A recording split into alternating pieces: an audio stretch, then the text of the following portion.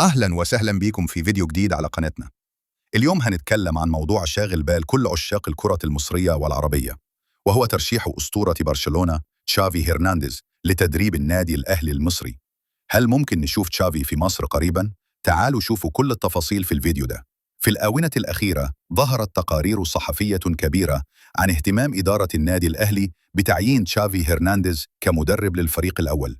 طبعا كلنا عارفين إن تشافي واحد من أفضل لاعبي الوسط في تاريخ كرة القدم، ومش بس كده، كمان عنده تجربة مميزة كمدرب مع نادي السد القطري، حيث قادهم للعديد من البطولات المحلية والآسيوية. تشافي حقق نجاحات واضحة في قطر، لكن سؤالي هنا، هل هو جاهز للتحدي الأكبر في مصر، خصوصاً مع فريق بحجم الأهلي الذي ينافس على البطولات المحلية والقارية بشكل مستمر؟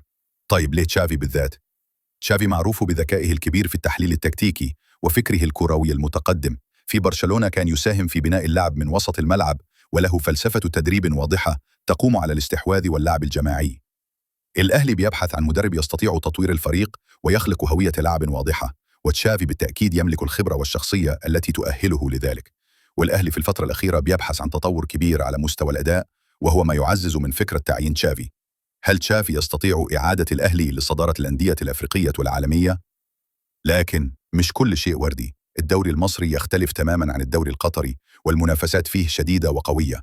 تشافي هيواجه تحديات كبيرة مع فرق مثل الزمالك، بيراميدز، وأندية أخرى تتطور بسرعة.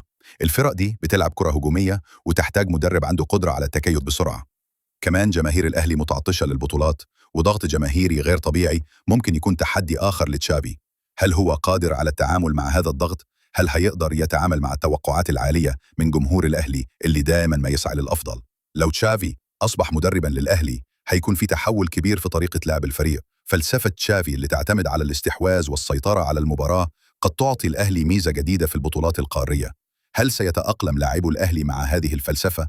وهل سيستطيع تشافي تطوير اللاعبين الموجودين حالياً على مستوى التكتيك والجوانب البدنية؟ أيضاً مع تاريخ الأهلي الكبير في دوري أبطال أفريقيا، هل تشافي هيقدر أن يتعامل مع الضغوط القارية؟ ستكون تجربة مثيرة بالتأكيد، ووجوده في النادي سيجذب أنظار الجميع من كل أنحاء العالم. في النهاية، لو تحقق حلم جماهير الأهلي ورأينا تشافي على رأس الجهاز الفني للفريق، ستكون خطوة مثيرة للغاية. لكن كما رأينا، هناك تحديات كبيرة تنتظره في الطريق. إيه رأيكم؟ هل تشافي هو الأنسب للأهلي؟ وهل تتوقعون نجاحه؟ اكتبوا لنا في التعليقات، ولا تنسوا تعملوا لايك وتشتركوا في القناة لو عجبكم الفيديو.